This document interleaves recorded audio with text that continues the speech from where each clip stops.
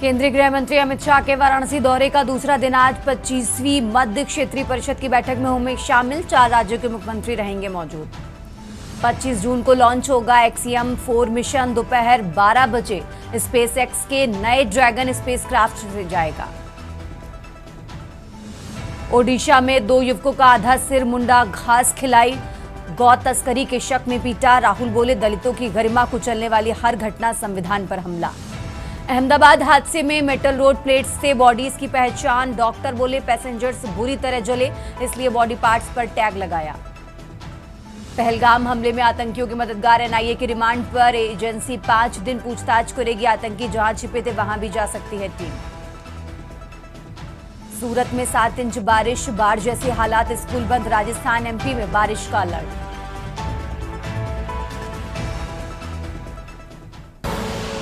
आप देख रहे हैं के न्यूज, खबरों का सारथी। नमस्कार, आप देख रहे हैं देश की बात। मैं हूं आपके साथ तन्वी। रुक करते हैं खबरों का और बुलेटिन की शुरुआत करते हैं बड़ी खबर के साथ। दिल्ली से बड़ी खबर आपको बता रहे हैं। गृह मंत्री अमित शाह के वाराणसी दौरे का आज दूसरा दिन है। 25वीं मध्य क्षेत्रीय परिषद की बैठक में शामिल होंगे। 4 राज्यों के मुख्यमंत्री इस बैठक में मौजूद रहेंगे। ये बड़ी खबर आपको दिल्ली से बता रहे हैं। 4 राज्यों में उत्तर प्रदेश, उत्तराखंड, मध्य प्रदेश, छत्तीसगढ़ के मुख्यमंत्री इस बैठक में शामिल होंगे। तो गृह मंत्री की अध्यक्षता में मध्य क्षेत्रीय परिषद की ये बैठक होने वाली है। बैठक में नीति आयोग के लोग भी शामिल होंगे। तो इस बैठक से जुड़ी अहम जानकारी आपको बता रहे हैं। जहां प्रदेश का सामाजिक विकास, अल्पसंख्यकों के मुद्दे पर इस बैठक में चर्चा होगी। राज्यों की सीमा से जुड़ी समस्या पर भी इस बैठक में चर्चा की जाएगी। तो बड़ी खबर आपको दिल्ली से बता रहे हैं। गृह मंत्री अमित शाह के वाराणसी दौरे का आज दूसरा दिन है। 25वीं मध्य क्षेत्रीय परिषद की बैठक में शामिल होंगे। तो 4 राज्यों के मुख्यमंत्री भी इस बैठक में मौजूद रहेंगे। उत्तर प्रदेश, उत्तराखंड, मध्य प्रदेश और छत्तीसगढ़ के मुख्यमंत्री इस बैठक में शामिल होंगे। गृह मंत्री की अध्यक्षता में मध्य क्षेत्रीय परिषद की ये बैठक होने वाली है। इस बैठक में नीति आयोग के लोग भी शामिल होंगे। तो बड़ी खबर आपको दिल्ली से बता रहे हैं। प्रदेश का सामाजिक विकास, अल्पसंख्यकों के मुद्दे पर इस बैठक में चर्चा की जाएगी। राज्यों की सीमा से जुड़ी समस्या पर भी इस बैठक में विस्तार से बातचीत होगी। तो बड़ी खबर आपको राजधानी दिल्ली से बता रहे हैं। गृह मंत्री अमित शाह के वाराणसी दौरे का आज दूसरा दिन है और आज 25वीं मध्य क्षेत्रीय परिषद की बैठक में शामिल होंगे गृह मंत्री अमित शाह। और इस बैठक में 4 राज्यों के मुख्यमंत्री भी मौजूद रहेंगे। और इसी खबर पर ज्यादा जानकारी के लिए दिल्ली से विशेष संवाददाता अखिलेश जी हमारे साथ जुड़ चुके हैं। अखिलेश जी, जिस तरीके से आज गृह मंत्री अमित शाह के वाराणसी दौरे का दूसरा दिन है, आज की जो बैठक होने वाली है, जरा उस बैठक से जुड़ी खास बातें दर्शकों को बताइए। अखिलेश जी। केंद्रीय गृह मंत्री अमित शाह पिछले 2 दिन से वाराणसी के दौरे पर हैं और आज बड़ी बैठक वाराणसी में होनी है, जिस बैठक की अध्यक्षता केंद्रीय गृह मंत्री करेंगे। ये मध्य क्षेत्रीय परिषद की 25वीं बैठक होगी। 4 राज्यों के प्रतिनिधि और मुख्यमंत्री इस बैठक में शामिल रहते हैं। आज इस बैठक में शामिल होने के लिए उत्तर प्रदेश के मुख्यमंत्री योगी आदित्यनाथ, उत्तराखंड के मुख्यमंत्री पुष्कर सिंह धामी, मध्य प्रदेश के मुख्यमंत्री मोहन यादव और छत्तीसगढ़ के मुख्यमंत्री साईं भी पहुंच चुके हैं। इसके साथ ही साथ चारों प्रदेश के अधिकारी भी इस बैठक में शामिल हो रहे हैं। ये अधिकारी मुख्य सचिव और नीति आयोग और अंतर्राष्ट्रीय राज्य प्रतिनिधि जो चारों राज्यों के कोऑर्डिनेशन का काम करते हैं, उनके अधिकारी वो शामिल होंगे। इस बैठक में केंद्रीय गृह मंत्री की तरफ से चारों राज्यों के प्रतिनिधियों के तरफ से जानकारी ली जाएगी कि जो मध्य क्षेत्रीय परिषद की जो 25वीं बैठक हो रही है, इसमें चारों राज्यों के बीच में जो तालमेल करके मध्य प्रदेश, छत्तीसगढ़, उत्तर प्रदेश, उत्तराखंड के बीच जो कार्यक्रम चल रहे हैं, सुरक्षा के लिहाज से जो योजनाएं चलाई जा रही हैं, बॉर्डर पर चारों राज्य मिलकर जो विकास की योजनाएं चला रहे हैं, इसके साथ ही साथ लगभग 100 विशिष्ट ऐसे लोगों को भी आमंत्रित किया गया है जिनके सुझाव लिए जाएंगे, जिनकी राय ली जाएगी। उसके बाद उसके आगे की रणनीति तय की जाएगी कि चारों राज्य जो मध्य क्षेत्रीय परिषद है उसको लेकर चारों राज्यों के विकास के लिए प्रतिनिधि कैसे काम करेंगे और इसमें चारों राज्यों के विकास में एक नई क्या चीजें जोड़ी जा सकती हैं, उसको लेकर भी केंद्रीय गृह मंत्री अमित शाह की अध्यक्षता में चर्चा होगी और उसको प्रस्ताव एक पास किया जाएगा, जिस प्रस्ताव को अगले 1 साल तक उसी पर काम किया जाएगा और उसी प्रस्ताव के मद्देनजर अगली साल फिर इसी तरह की बैठक होगी, जिस बैठक की अध्यक्षता केंद्रीय गृह मंत्री फिर करेंगे और पूरे प्रदेश चारों राज्यों के जो प्रदेश स्तर पर संयोजक टीम के तरफ से जो केंद्रीय समन्वयक टीम बनती है वो लेकर क्या क्या काम करना था, क्या काम हुआ और कितना नहीं हो पाया, इसको लेकर फिर मंत्रणा की जाएगी और नई रणनीति बनाई जाएगी। तो कुल मिला के कहा जा सकता है कि चारों राज्य सीमा पर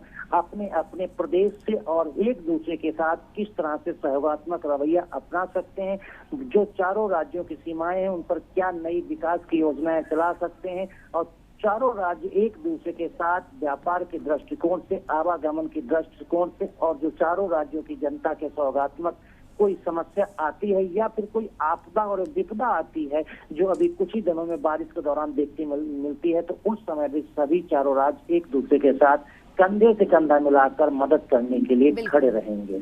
ठीक है अखिलेश जी, आप हमारे साथ बने रहिए, हम आगे भी आपसे जानकारी लेते रहेंगे। और ये दिल्ली से बड़ी खबर आपको बता रहे हैं, राजधानी दिल्ली से अहम जानकारी आपको बता रहे हैं, जहां आज गृह मंत्री अमित शाह के वाराणसी दौरे का दूसरा दिन है।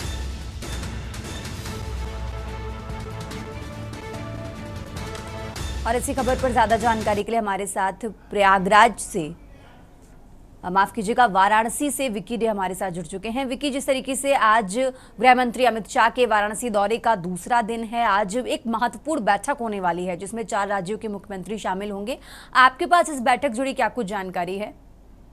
अब बिल्कुल आपको बता दें कि जो गृह मंत्री अमित शाह का आज वाराणसी दौरे का दूसरा दिन है। पहले कल शाम उन्होंने जब बाबतपुर आगमन हुआ उनका, तो उसके स्वागत के लिए 4 मुख्य राज्यों के मुख्यमंत्री थे, जो उत्तराखंड, मध्य प्रदेश, छत्तीसगढ़ और उत्तर प्रदेश के सीएम योगी आदित्यनाथ मौजूद थे। तो उनको अंग वस्त्र ओढ़ाकर देकर उनका स्वागत किया गया। पर कल जो दिन था वो सबसे सर्वप्रथम बाबतपुर एयरपोर्ट के बाद जो सीधे काशी विश्वनाथ और बाबा काल भैरव के दर्शन किए। और आज जो है एक अहम बैठक जो है वाराणसी के ताज होटल में होनी है, जो सेंट्रल जोनल काउंसिल की जो मीटिंग है, ये बैठक है, ये 25वीं बैठक, जिसकी अध्यक्षता खुद जो है गृह मंत्री कर रहे हैं और क्षेत्रीय उपाध्यक्ष के तौर पर भूमिका में रहेंगे योगी आदित्यनाथ और उनके साथ जो है 3 अन्य राज्यों के जो सीएम है, विष्णुदेव सहाय और मोहन यादव, डॉक्टर मोहन यादव, जो उत्तराखंड के सीएम, सभी लोग मौजूद रहेंगे। और ये बैठक में जो है 120 अधिकारी के साथ सरकार की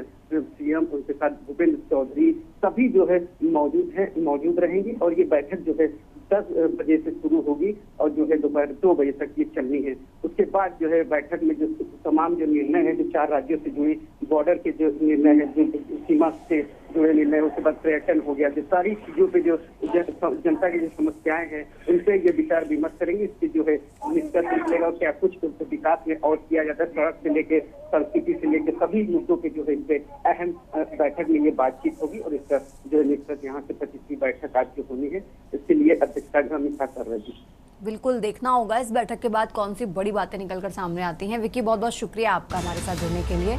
और ये दिल्ली से बड़ी खबर आपको बता रहे हैं, राजधानी दिल्ली से अहम जानकारी आपको बता रहे हैं, जहां गृह मंत्री अमित शाह के वाराणसी दौरे का आज दूसरा दिन है और आज महत्वपूर्ण बैठक होगी जिसमें 4 राज्यों के मुख्यमंत्री शामिल होंगे।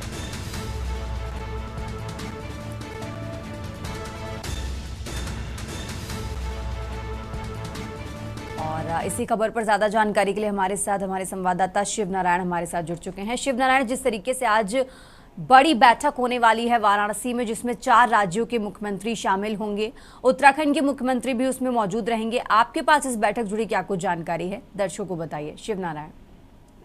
देखिए मैम, जिस तरीके से ये बैठक होगी, इस बैठक में कई मुद्दे पर चर्चा होगी। जिस तरीके से ये अमित शाह जी के उसमें गृह मंत्री भी हैं, तो उसी को लेकर के जो ये बॉर्डर एरिया से जो सीमाएं लगते हैं, इन पर चर्चा होगी। और जो जितने भी हमारे यहाँ पर पर्यटन से, संस्कृति से लेकर के और कई विषयों पर इस तरीके की चर्चा होगी, जिससे निकल करके ये सामने आए कि जैसे कुछ सिक्योरिटी का मामला हो या और कोई बड़े ऐसी खबर हो, जिस तरीके से कि इसमें 4 राज्यों की जो बैठक हुई है, 4 राज्य वो हैं जो सीमाओं से लगते हुए हैं और उनकी सुरक्षा हेतु और कई ऐसे मुद्दे पर चर्चा की जा सकती है, जिसपे कि इसमें अहम बैठक ये इसलिए हुई है कि जिस कारण इसमें कई मुद्दे इस तरीके के निकल कर आते हैं, सुरक्षा से संबंधित, पर्यटन से संबंधित, या जिस तरीके से 4 धाम यात्रा चल रही है उससे संबंधित, और जिस तरीके से अभी सिंदूर ऑपरेशन हुआ था उससे संबंधित कई ऐसे मुद्दों पर चर्चा हो सकती है जिससे कि इसमें चर्चा करके समाधान निकाला जा सके। जी ठीक है शिव नारायण, बहुत बहुत शुक्रिया आपका तमाम जानकारी दर्शकों तक पहुंचाने के लिए।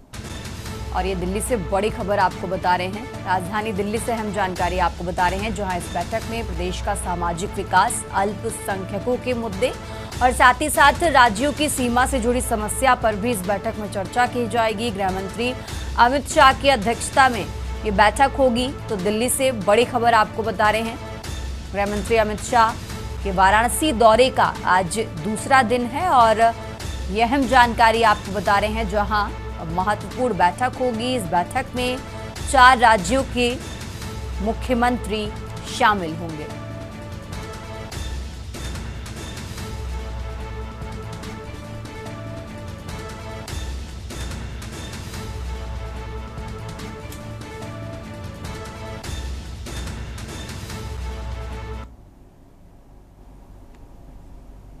खबरों में आगे बढ़ते हैं, बात कर रहे हैं दिल्ली की। दिल्ली सरकार का गड्ढा मुक्त अभियान आज दिल्ली में आज तक दिन में भरे जाएंगे। आज एक दिन में भरे जाएंगे 3400 गड्ढे।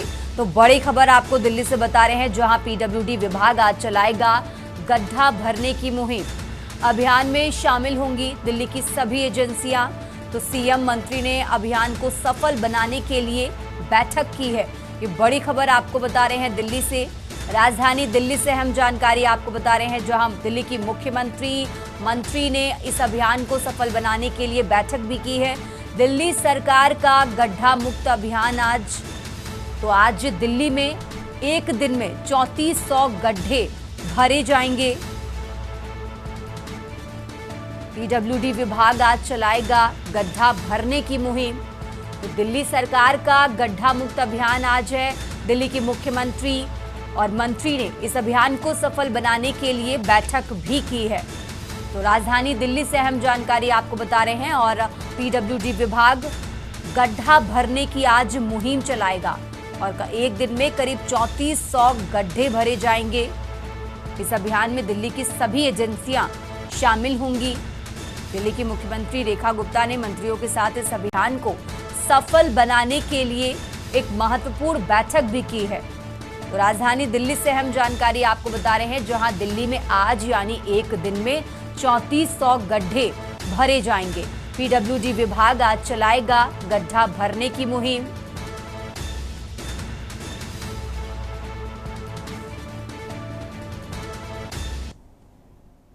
खबरों में आगे बढ़ते हैं, लगातार बात कर रहे हैं दिल्ली की। दिल्ली से एक और बड़ी खबर आपको बता रहे हैं, जहां दिल्ली एनसीआर में आज मानसून दस्तक दे सकता है। मौसम विभाग ने येलो अलर्ट जारी किया है। आज पूरे दिन बारिश होने की संभावना जताई गई है। आंधी तूफान के साथ भारी बारिश हो सकती है।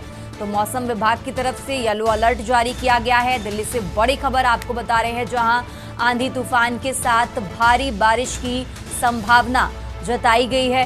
राजधानी दिल्ली से खबर आपको बता रहे हैं, दिल्ली एनसीआर में आज मानसून दस्तक दे सकता है। मौसम विभाग ने येलो अलर्ट जारी किया है। तो आज पूरे दिन बारिश होने की संभावना जताई गई है। आंधी तूफान के साथ भारी बारिश हो सकती है।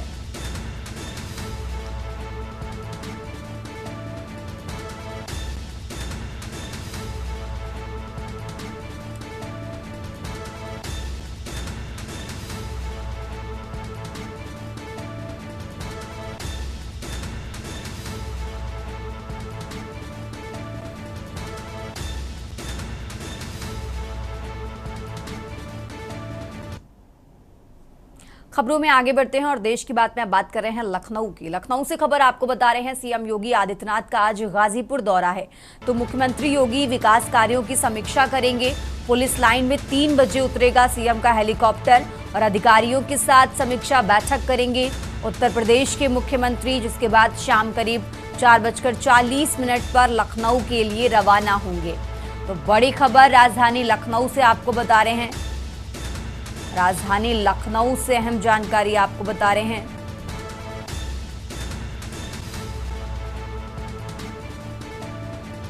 आज गाजीपुर दौरे पर हैं उत्तर प्रदेश के मुख्यमंत्री योगी विकास कार्यों की आज समीक्षा करते नजर आएंगे। आपको बता दें, पुलिस लाइन में दोपहर 3 बजे सीएम का हेलीकॉप्टर उतरेगा, जिसके बाद विकास कार्यों की समीक्षा करते नजर आएंगे। अधिकारियों के साथ बैठक होगी। इस बैठक में विकास कार्यों की समीक्षा करेंगे उत्तर प्रदेश के मुख्यमंत्री और फिर शाम करीब 4:40 पर लखनऊ के लिए रवाना होंगे। तो बड़ी खबर लखनऊ से आपको बता रहे हैं, जहां आज गाजीपुर दौरे पर हैं उत्तर प्रदेश के मुख्यमंत्री योगी आदित्यनाथ।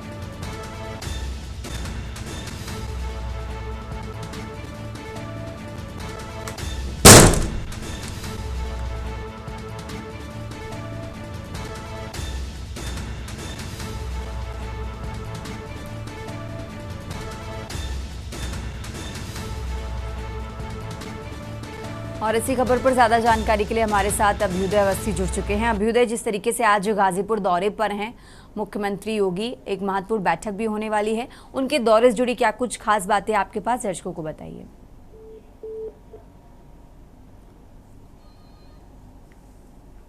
तो अभ्युदय से संपर्क नहीं हो पा रहा है, हम दोबारा कोशिश करेंगे। और ये लखनऊ से खबर आपको बता रहे हैं और ज्यादा जानकारी के लिए अभ्युदय हमारे साथ जुड़ चुके हैं। अभ्युदय, जिस तरीके से आज गाजीपुर दौरे पर हैं उत्तर प्रदेश के मुख्यमंत्री, उनके दौरे से जुड़ी क्या कुछ खास बातें आपके पास हैं, दर्शकों को बताइए। देखिए, मुख्यमंत्री बिना रुके काम करने के लिए जाने जाते हैं और खुद जाकर चीजों को देखने समझने के लिए जाने जाते हैं। वो अपनी तरफ से कोई कसर नहीं छोड़ते हैं कि किसी भी जिले, सिर्फ लखनऊ से बैठ कर काम न किया जाए, किसी भी जिले में कोई भी अधिकारी सुस्त न पड़ने पाए और जनता तक जो सरकार की योजनाएं हैं, सरकार की जो कार्यप्रणाली है, वो जनता तक बिल्कुल ग्राउंड लेवल पर पहुंचे और वो ग्राउंड जीरो रियलिटी को खुद देखना चाहते हैं। इसी क्रम में जैसा कि आप जानते हैं कि कल से और आज दोपहर तक मुख्यमंत्री बनारस में है। बनारस के बाद जो है सीधे मुख्यमंत्री गाजीपुर पहुंचेंगे। गाजीपुर में जो जिले के सभी वरिष्ठ अफसर हैं वो मौजूद रहेंगे, सभी विधायक सांसद मौजूद रहेंगे और वो मुख्यमंत्री योगी आदित्यनाथ पूरे जिले की कार्य योजनाओं की समीक्षा करेंगे और समीक्षा कर आगे के दिशा निर्देश जारी करेंगे। जी ठीक है अभ्युदय, बहुत बहुत शुक्रिया आपका तमाम जानकारी दर्शकों तक पहुंचाने के लिए।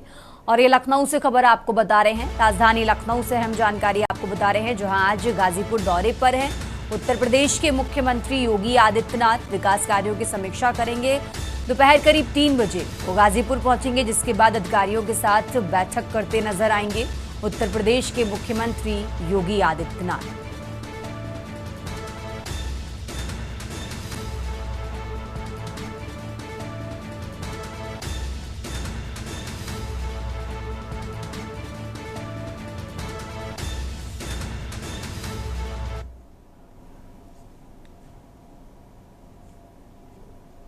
और चलिए खबरों में आगे बढ़ते हैं और देश की बात में बात कर रहे हैं मध्य प्रदेश की, और खबर आपको बता रहे हैं रतलाम से, जहां कालूखेड़ा थाना पुलिस ने राजस्थान से मोटरसाइकिल पर लेकर आ रहे अवैध मादक पदार्थ एमडी के साथ 2 युवकों को पकड़ा है।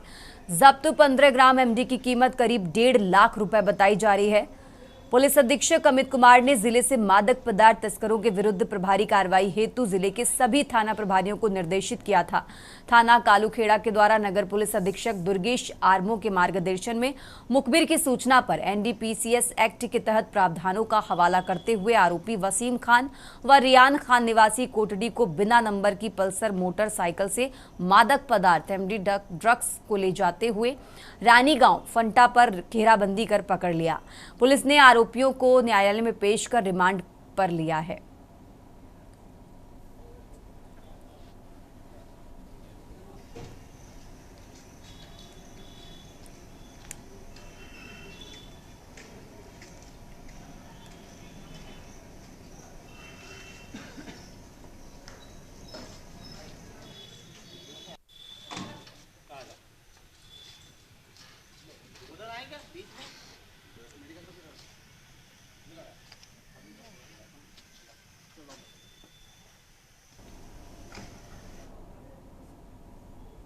आगे बढ़ते हैं खबरों में। यमुनानगर में सर्व जाति समाज, पिछड़ा वर्ग और अनुसूचित जाति संगठनों ने जिला उपायुक्त के माध्यम से हरियाणा के राज्यपाल के नाम ज्ञापन सौंपा। ये ज्ञापन हिसार स्थित चौधरी चरण सिंह कृषि विश्वविद्यालय के उप कुलपति और रजिस्ट्रार के समर्थन में दिया गया। सर्व जाति समाज के राकेश कुमार ने कहा कि कुछ राजनीतिक दल उप कुलपति और रजिस्ट्रार के खिलाफ झूठी मुहिम चलाकर माहौल खराब कर रहे हैं, जबकि छात्रों की सभी मांगे प्रशासन द्वारा मान ली गई हैं। उन्होंने कहा कि अभद्र टिप्पणियों और अपमानजनक बर्ताव की कड़ी निंदा की जाएगी। राकेश कुमार ने कहा कि छात्रों को संवाद के जरिए समाधान तलाशना चाहिए, न कि राजनीतिक दबाव में आकर आंदोलन करना चाहिए। उन्होंने बताया कि पिछले 11 सालों में सर्व समाज के लोगों को भी कुलपति और रजिस्ट्रार जैसे पदों पर मौका मिलने सम्मान की बात है। प्रतिनिधिमंडल ने राज्यपाल और मुख्यमंत्री से इस मामले में हस्तक्षेप कर समाधान की मांग की है। उन्होंने उप कुलपति और रजिस्ट्रार को संविधान मानने वाले, ईमानदार और कर्तव्यनिष्ठ अधिकारी बताया है।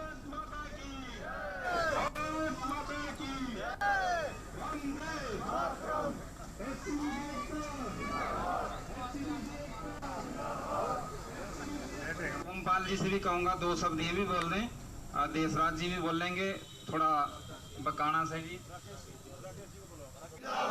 भारत माता की जय, वंदे मातरम, वंदे मातरम, एससीबीसी एकता जिंदाबाद, एससीबीसी एकता जिंदाबाद, भारत माता की जय, वंदे मातरम, वंदे मातरम, वंदे मातरम। राकेश जी रुक करते हैं अगली खबर का। खबर यमुनानगर से है, जहां जगाधरी रेलवे स्टेशन के प्लेटफॉर्म पर एक महिला की गोद से बच्चा रेलवे लाइनों पर जा गिरा, जो गंभीर रूप से घायल हो गया। बच्चे को तुरंत नागरिक अस्पताल में दाखिल कराया गया, जहां से उसकी गंभीर हालत को देखते हुए उसे पीजीआई रेफर कर दिया गया है। राजकीय रेलवे पुलिस की जांच अधिकारी बोधराज व बलजीत ने संयुक्त रूप से बताया कि स्टेशन के प्लेटफॉर्म नंबर 3 पर एक महिला अपने 1.5 साल के बच्चे के साथ आ रही थी कि अचानक से उसकी गोद से 1.5 साल का उसका बच्चा रेलवे लाइन पर जा गिरा, जिसे उसे गंभीर चोटें आई हैं। उसकी हालत गंभीर को देखते हुए उसे एम्बुलेंस की सहायता से पुलिस लाइन द्वारा नागरिक अस्पताल में भर्ती कराया गया है, जहां उसका इलाज चल रहा है।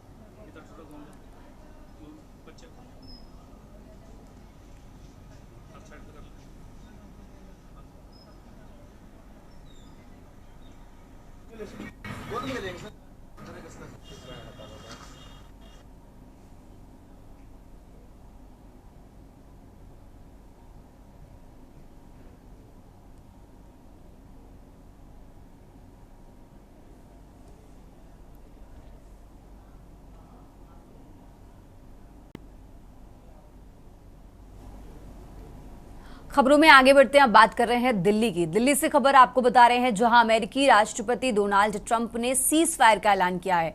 ईरान और इजराइल के बीच अभी भी बनी हुई है असमंजस की स्थिति। इजराइल में अभी भी लगातार बज रहे हैं युद्ध से अलर्ट के सायरन। तो ट्रंप के सीज फायर ऐलान का अब तक असर नहीं दिख रहा है। इजराइल पर ईरान मिसाइल दागकर हमला कर रहा है। तेल अवीव और दूसरे इलाकों के लोगों ने बंकर में शरण ली है। ये बड़ी खबर आपको दिल्ली से बता रहे हैं। राजधानी दिल्ली से अहम जानकारी आपको बता रहे हैं, जहां एक तरफ सीज फायर का ऐलान हो चुका है। ईरान और इजराइल के बीच सीज फायर का ऐलान हुआ, लेकिन उसके बावजूद भी लगातार युद्ध को लेकर, अलर्ट रहने को लेकर सायरन बज रहे हैं। तेल अवीव और दूसरे इलाकों के लोगों ने बंकर में शरण ली है। ये बड़ी खबर आपको दिल्ली से बता रहे हैं। अमेरिकी राष्ट्रपति डोनाल्ड ट्रंप ने सीज फायर का ऐलान किया। ईरान और इजराइल के बीच अभी भी असमंजस की स्थिति बनी हुई है।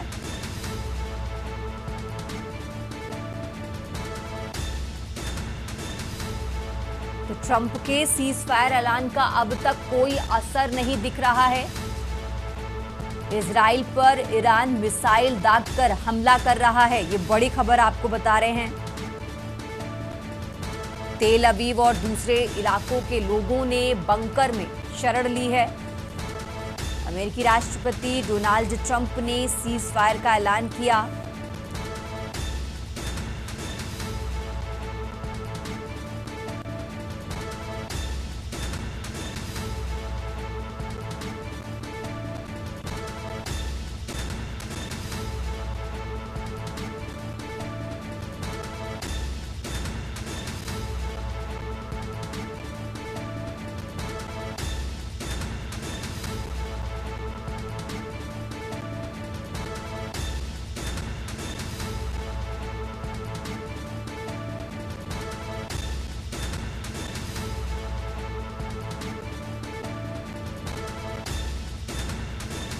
और इसी खबर पर ज्यादा जानकारी के लिए हमारे साथ अखिलेश जी जुड़ चुके हैं। अखिलेश जी, जिस तरीके से अमेरिकी राष्ट्रपति डोनाल्ड ट्रंप ने सीज फायर का ऐलान किया, बीते 12 दिनों से हम सभी देख रहे हैं कि ईरान और इजराइल के बीच युद्ध की स्थिति बनी हुई है, लगातार हमले किए जा रहे हैं, लेकिन उसके बावजूद भी अभी भी वहां पर युद्ध को लेकर सायरन बज रहे हैं, अलर्ट रहने को कहा जा रहा है और मिसाइलें भी दागी जा रही हैं। देखिए, अमेरिका ने भले ईरान और इजराइल के बीच में सीज फायर का ऐलान कर दिया है, जो आज स्थिति दिख रही है, ईरान और इजराइल के बीच में लगातार जंग जारी है। ईरान मिसाइलें दाग रहा है और इजराइल के अंदर लगातार युद्ध से अलर्ट रहने के संकेत देने के लिए सायरन बज रहे हैं। तो कहा जा सकता है इरान और इजराइल के बीच जारी जंग में अब असमंजस की स्थिति बनी हुई है और इस असमंजस की स्थिति को कुछ घंटे में साफ किया जा सकता है। फिलहाल वर्तमान स्थिति को देखा जाए तो किसी तरह से ये नहीं कहा जा सकता है कि ईरान और इजराइल के बीच में किसी तरह की सीज फायर जैसी स्थिति देखने को मिल रही। वहीं इजराइल अपनी जनता को बचाने के लिए युद्ध के सायरन बजा रहा है, तो वहीं ईरान की तरफ से लगातार मिसाइलें दागी जा रही हैं। इन मिसाइलों के दागने के बाद लगातार अमेरिकी राष्ट्रपति डोनाल्ड ट्रंप की तरफ से संकेत दिए जा रहे हैं कि सीज फायर हो रहा है, लेकिन सीज फायर पर अमल होगा या नहीं होगा ये देखने वाला होगा। जी बिल्कुल अखिलेश जी, बहुत बहुत शुक्रिया आपका तमाम जानकारी दर्शकों तक पहुंचाने के लिए। और ये दिल्ली से बड़ी खबर आपको बता रहे हैं, राजधानी दिल्ली से अहम जानकारी आपको बता रहे हैं, जहां अमेरिकी राष्ट्रपति डोनाल्ड ट्रंप ने सीज फायर का ऐलान किया, लेकिन उसके बावजूद भी ईरान और इजराइल के बीच अभी भी असमंजस की स्थिति बनी हुई है।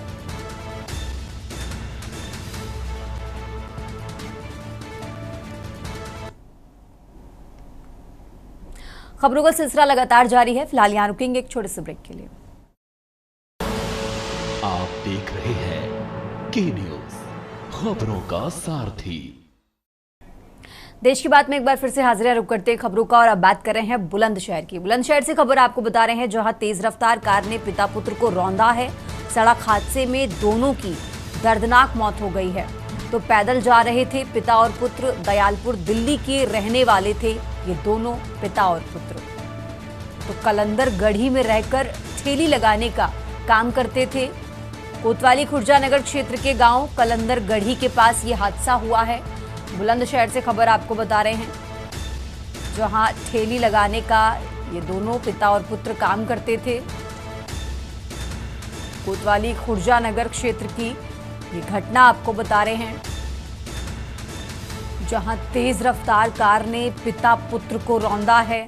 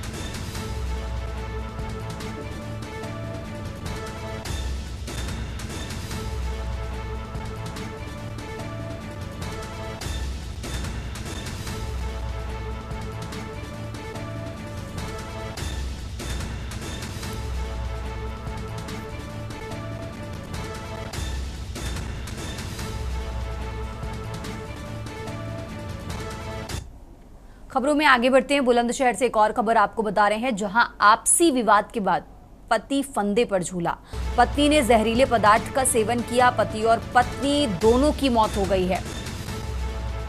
तो पति पत्नी के बीच विवाद हुआ था। पहले पत्नी ने जहरीला पदार्थ खाया, बाद में पति फांसी के फंदे पर झूला। पुलिस ने युवक का शव पोस्टमार्टम के लिए भेजा है। पत्नी का अस्पताल में इलाज चल रहा है। थाना डिबाई क्षेत्र के तुलसी गढ़ी का ये मामला आपको बता रहे हैं। बुलंदशहर से खबर आपको बता रहे हैं, जहां पति पत्नी के बीच विवाद हुआ, जिसके बाद पहले पत्नी ने जहरीला पदार्थ खाया और उसके बाद पति ने फांसी के फंदे पर लटक कर अपनी जान दे दी। तो फिलहाल पुलिस ने युवक का शव पोस्टमार्टम के लिए भेजा है, तो वहीं पत्नी का अस्पताल में इलाज जारी है। बुलंदशहर से खबर आपको बता रहे हैं, जहां थाना जिबाई क्षेत्र के तुलसी गढ़ी का ये मामला आपको बता रहे हैं।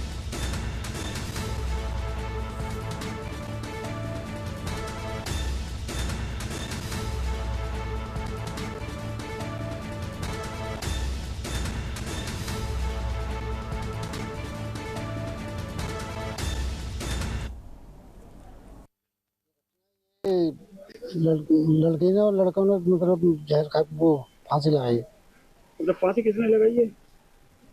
लड़के ने। और महिला ने कुछ खिलाया है या खाया है, मतलब ये पता नहीं है। दोनों का आपस में रिश्ता क्या है?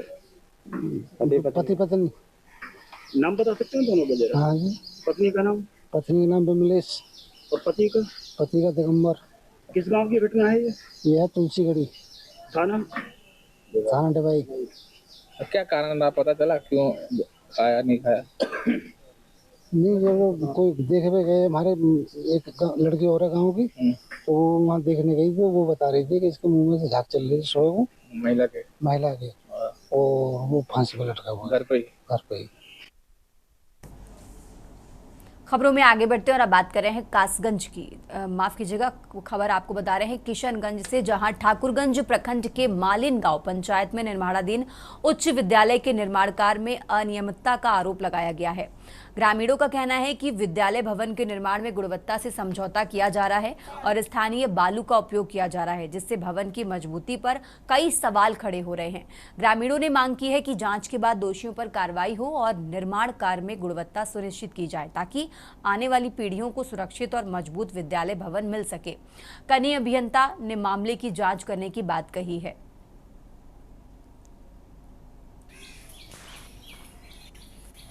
छत डैमेज है, उसको भी कीजिए, सारा चीज लिखिएगा। अच्छा डाउन है, हो जाएगा, आप हो जाएगा, सब हो जाएगा, चुपचाप रहो। हाँ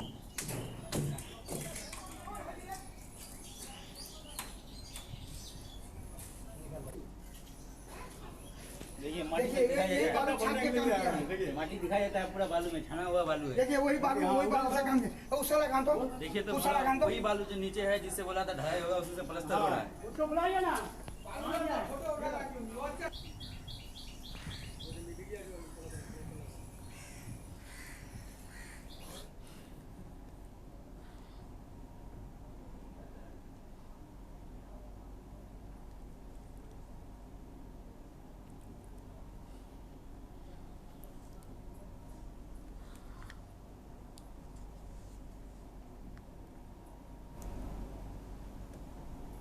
ये तो 4-5 महीना से ऐसा ही काम हो रहा है। आप लोग बोलते हैं तो क्या हुआ असर? बोलते हैं तो कुछ ठेकेदार ये नहीं लेता, रिस्पॉन्स नहीं ले रहा, नहीं लेता है। इंजीनियर आता है यहाँ? इंजीनियर कभी नहीं आया है, कभी नहीं आया, कोई कुछ पता नहीं। डैमेज बालू और 2 नंबर बालू से काम कर रहा है, और जोड़ाई जो है 10 का जोड़ाई देता है, 9 का जोड़ाई देता है। ऐसा से गलत बालू से काम हो रहा है। कहाँ का बालू है ये बालू तो लोकल बालू है। गड्ढा का है। कब से काम हो रहा है इस बालू से? ये बराबर यही बालू से काम करता है। ये कहीं शिकायत किया आप लोग? हम लोग शिकायत करते थे, ये बदल देंगे वो बदल देंगे, हमेशा ये बोलते रहता था। नहीं बदला अभी? नहीं बदला। ये गड्ढा का बालू से जो है काम हो रहा है, बराबर यही बालू से काम है। बोलिए, जब से देख रहे हैं इसी बालू से काम। कौन ला के देता है बालू? ये देता है कोई, किसी से लिया है, जिसको उससे फायदा। आप लोग रोकते हैं तो क्या दिक्कत है? बदल देंगे, ये करेंगे, बोलता है बदल देंगे। और ये भागलपुर वाला बालू सैंपल रखा है, उससे काम नहीं होता है? नहीं होता है। आप लोग लगा रहा है कि ये सब बालू से काम कर रहे हैं, ये बालू यहाँ पर क्यों है? ये फर्श में ढलाई के लिए मंगाए थे, मतलब इसका ये इस्तेमाल जोड़ाई में नहीं हो रहा है। तो फर्श में ये बालू ढलाई करना है? हाँ, हो सकता है, कोट लगाने में इस्तेमाल होता है। इंजीनियर का नाम क्या है?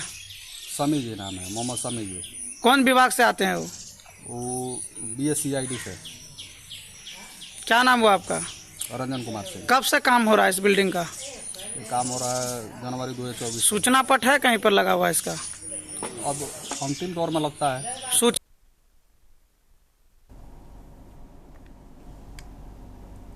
और अब बात कर रहे हैं रायबरेली की, जहां करंट की चपेट में आने से 2 लोगों की मौत हो गई है। खेत में पानी लगाने के दौरान करंट की चपेट में मृतक आए।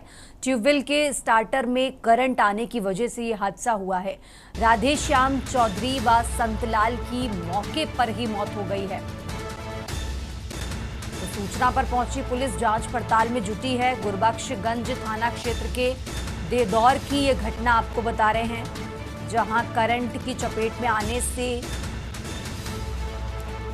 2 लोगों की मौत हो गई है। रायबरेली से खबर आपको बता रहे हैं। फिलहाल मौके पर पहुंची पुलिस पूरे मामले की जांच पड़ताल में जुटी हुई है।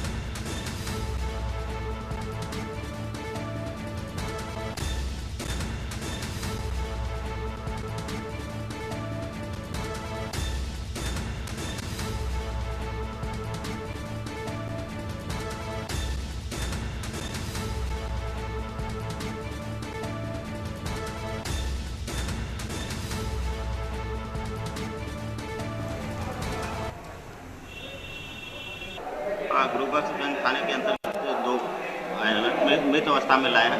संभवतः बिजली का करंट लगने से उनकी मृत्यु हुई। उनका दोनों का शरीर मोर्चरी में रखवा दिया गया। क्या कारण रहा मौत का?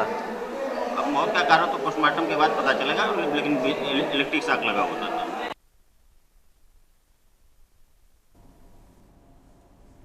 और चलिए रुक करते हैं अगली खबर का, और अब बात कर रहे हैं रायबरेली की, जहां तेज रफ्तार कार और बाइक की जोरदार टक्कर हुई है। इस हादसे में महिला समेत 3 लोग घायल हुए हैं। कार बाइक सवार 3 लोग घायल हुए हैं। फिलहाल सभी घायलों को जिला अस्पताल में भर्ती कराया गया है। तो महिला की हालत गंभीर बताई जा रही है। आपको बता दें, अयोध्या से दर्शन करके ये श्रद्धालु लौट रहे थे। कार सवार कानपुर जिले का निवासी है। गुरबख्शगंज थाना क्षेत्र के किलौली के पास ये घटना हुई है। फिलहाल सभी घायलों को जिला अस्पताल में भर्ती कराया गया है। तो रायबरेली से खबर आपको बता रहे हैं, और घायलों में महिला की हालत गंभीर बताई जा रही है। अयोध्या से दर्शन करके ये श्रद्धालु वापस लौट रहे थे और उसी दौरान ये हादसा हुआ। कार सवार कानपुर जिले का निवासी है।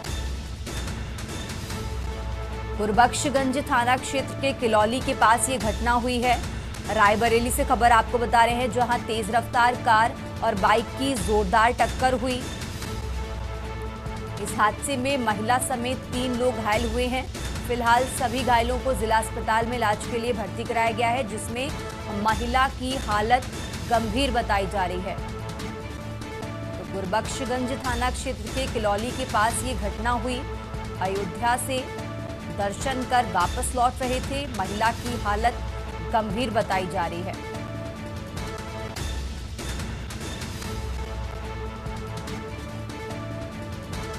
तो कार सवार कानपुर जिले के निवासी हैं। गुरबख्शगंज थाना क्षेत्र के किलौली के पास ये घटना हुई है। रायबरेली से खबर आपको बता रहे हैं, जहां तेज रफ्तार कार और बाइक की जोरदार टक्कर हुई। इस हादसे में 3 लोग घायल हुए हैं, जिनमें महिला की हालत गंभीर बताई जा रही है।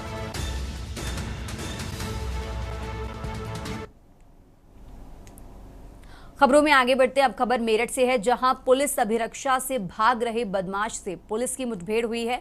मुठभेड़ में पैर में गोली लगने से बदमाश आबिद घायल हुआ है। 25,000 आबिद को हरियाणा से गिरफ्तार किया गया। 25,000 का इनामी बदमाश आबिद हरियाणा से गिरफ्तार किया गया था। मेडिकल के लिए ले जाते समय दरोगा की पिस्तौल छीनकर भागा था, तो सूचना पर पुलिस टीम ने घेराबंदी कर जंगल में दबोचा है। खुद को घिरता देख पुलिस पर बदमाश ने फायर किया और जवाबी कार्रवाई में पुलिस ने गोली मारकर गिरफ्तार किया है। तो लंबे समय से गोकशी की घटना में फरार चल रहा था ये आरोपी, जिसकी अब मुठभेड़ के दौरान गिरफ्तारी हो चुकी है।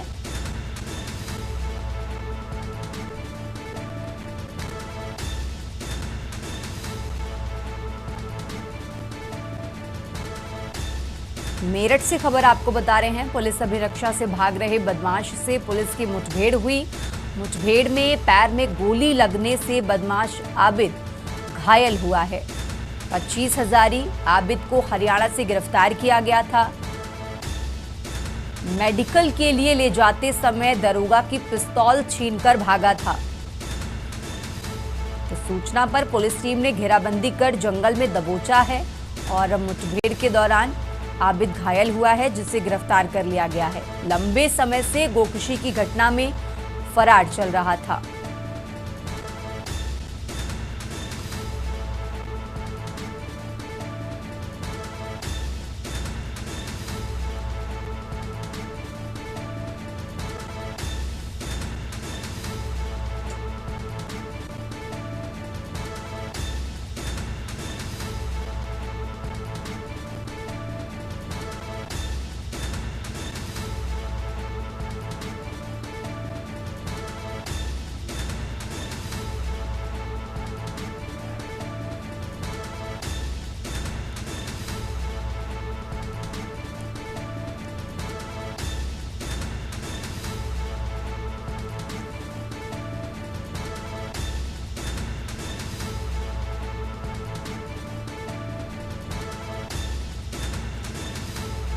मुंडाली पुलिस के द्वारा आज अजराड़ा गांव के निवासी आबिद नामक एक शातिर गोकश को गिरफ्तार किया गया था, जो 25,000 रुपये का पुरस्कार घोषित अपराधी है, जिसने अपने साथियों के साथ मिलकर 18 मई को अजराड़ा गांव में ही गोकशी की घटना को अंजाम दिया था।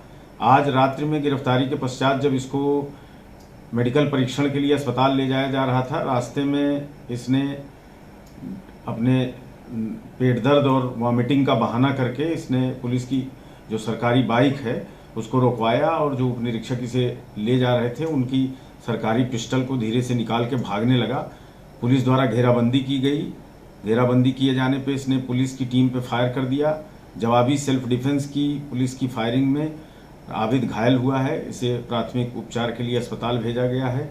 ये थाना मुंडाली का हिस्ट्री शीटर अपराधी है, जिसके ऊपर लगभग 1 दर्जन मुकदमे दर्ज है। और अब खबर अलीगढ़ से है, जहां अलीगढ़ के छर्रा थाना क्षेत्र में डीएम और एसएसपी के आदेश पर बड़ी कार्रवाई करते हुए पुलिस ने माफिया अनिरुद्ध यादव उर्फ सुनील यादव उर्फ राजीव यादव और उसकी पत्नी ममता यादव की 4 करोड़ 15 लाख रुपए की अवैध संपत्ति को कुर्क किया है। कार्रवाई एसपी ग्रामीण के निर्देशन और क्षेत्राधिकारी धनंजय सिंह की अगुवाई में की गई। पुलिस जांच में सामने आया कि माफिया दंपति ने BNSS की धारा 107 के तहत लोगों को डरा धमकाकर ये संपत्ति अर्जित की थी। इस कार्रवाई के दौरान एक स्कॉर्पियो गाड़ी जिसकी कीमत लगभग 15 लाख रुपए है, उसे भी जब्त किया गया है। पुलिस ने बताया कि माफिया लंबे समय से इलाके में अवैध तरीके से लोगों को धमकाकर धन व संपत्ति इकट्ठा कर रहा था, जिस पर प्रशासन ने सख्त कार्रवाई अपनाते हुए कुर्की की कार्रवाई को अंजाम दिया। ये कार्रवाई अपराधियों के खिलाफ प्रशासन की जीरो टॉलरेंस नीति का हिस्सा है और भविष्य में इस तरह की कार्रवाई और भी माफियाओं पर की जाएगी। इलाके में कार्रवाई को लेकर चर्चा है और लोग प्रशासन की सख्ती की सराहना कर रहे हैं।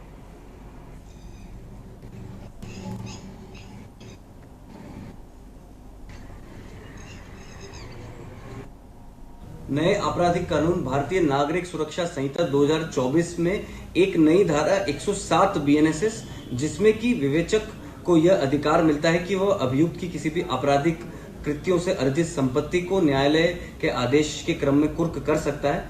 इसी धारा के अनुपालन के तहत अलीगढ़ पुलिस द्वारा थाना छर्रा पर पंजीकृत 359/24, जिसमें कि कई छोटे अनाज के व्यापारियों के साथ एक गैंग ने मिलकर फ्रॉड किया था। इस गैंग के कुछ मेंबर्स, जिनका नाम अनिरुद्ध यादव एवं ममता यादव है, इन दोनों की आपराधिक कृत्यों से अर्जित संपत्ति को आज कुर्क कर लिया है।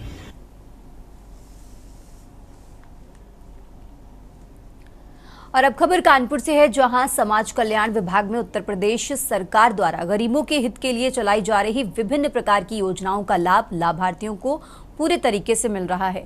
सरकार द्वारा संचालित योजनाओं के लाभ और लाभार्थियों तक पहुंच रहा है। योजनाओं के बारे में ज्यादा जानकारी देते हुए जिला समाज कल्याण अधिकारी शिल्पी सिंह ने के न्यूज से खास बातचीत कर योजनाओं के बारे में बताया है।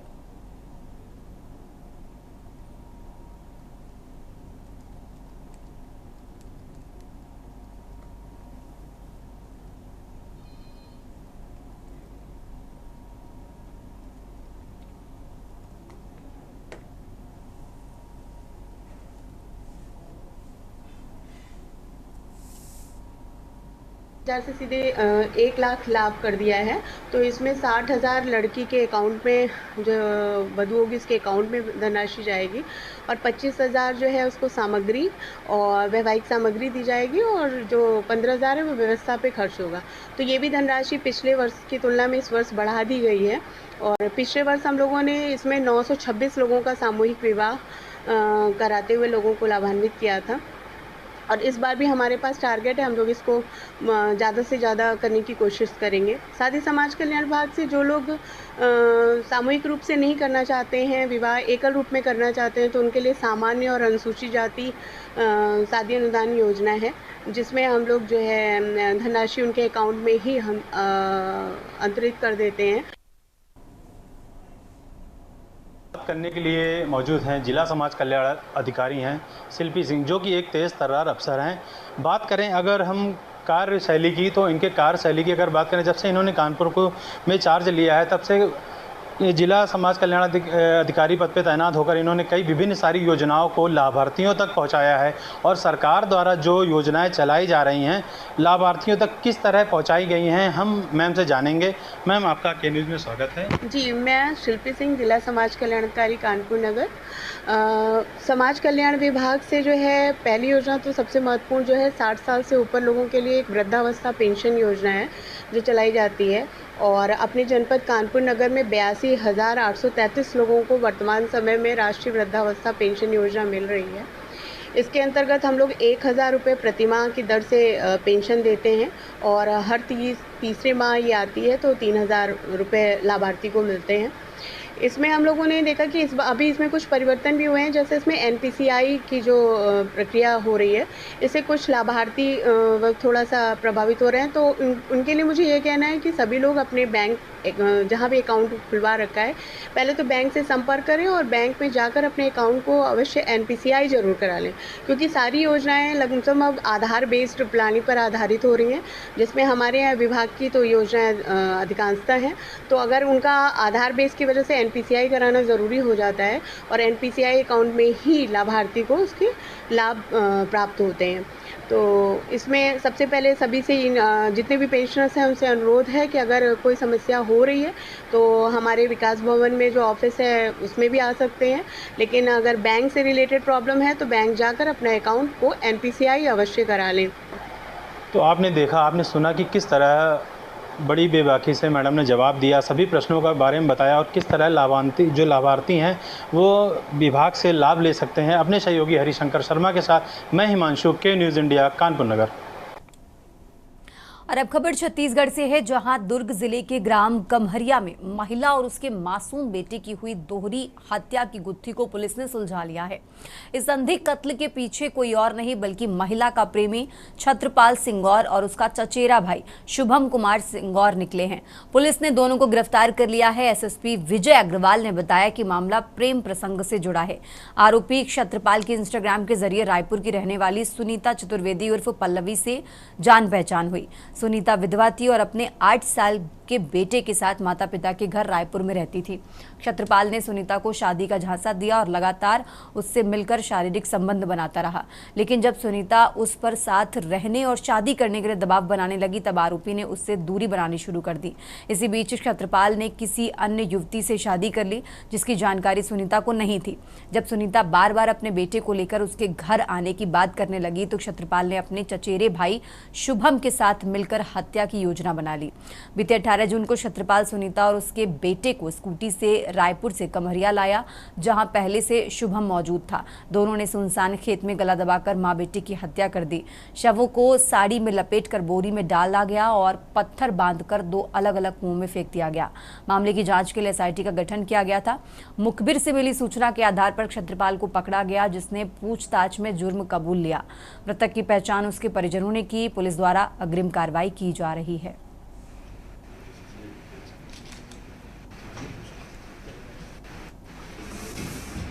थाना अमलेश्वर के ग्राम खमरिया में कल 2 शव प्राप्त हुआ था और प्रथम दृष्टया शव को देखने से ही वो हत्या का मामला प्रतीत हो रहा था, क्योंकि दोनों ही शव में हाथ पैर बंधे हुए थे तथा जिन बोरों में भरा गया था उसमें मिट्टी या फिर पत्थर डाले गए थे। पुलिस टीम लगातार वहां पे जांच कर रही थी। इसी दौरान ज्ञात हुआ कि छत्रपाल नामक एक व्यक्ति है, इसकी गतिविधियां संदिग्ध तथा वो बोरों में कुछ लाते हुए दिखा है। उस सूचना पर से पुलिस टीम ने छत्रपाल को पकड़ा और उससे पूछताछ की तो ज्ञात हुआ कि छत्रपाल का संबंध एक महिला से था और उस महिला से 1.5-2 साल से उसका जान पहचान था।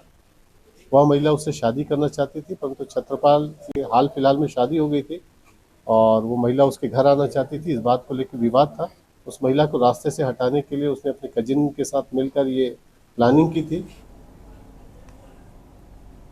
खबरों में आगे बढ़ने खबर छत्तीसगढ़ से है, जहां कबीरधाम पुलिस द्वारा थाना चिल्फी क्षेत्र में बड़ी कार्रवाई करते हुए एक कार से लगभग 38 किलो चांदी जब्त की गई है, जिसकी अनुमानित कीमत करीब 40 लाख रुपए से ज्यादा है।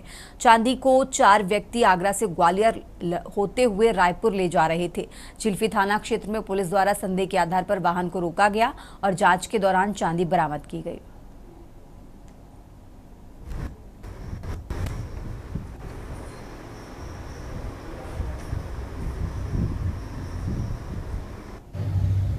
कबीरधाम पुलिस द्वारा अवैध जो स्मगलिंग या अवैध लेन देन के ऊपर बड़ी कार्रवाई की जा रही है। इसी तहत चिल्फी थाना चिल्फी में 38 किलो चांदी के साथ 4 लोग जो है वो हिरासत में लिए गए हैं और चांदी का जो मूल्य है 40 लाख रुपए से अधिक है। मामले में जो है विस्तृत जांच और पूछताछ जारी है। पृथक से विस्तृत जानकारी दी जाएगी।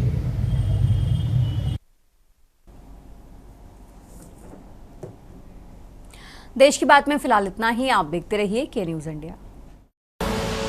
आप देख रहे हैं के न्यूज, खबरों का सारथी।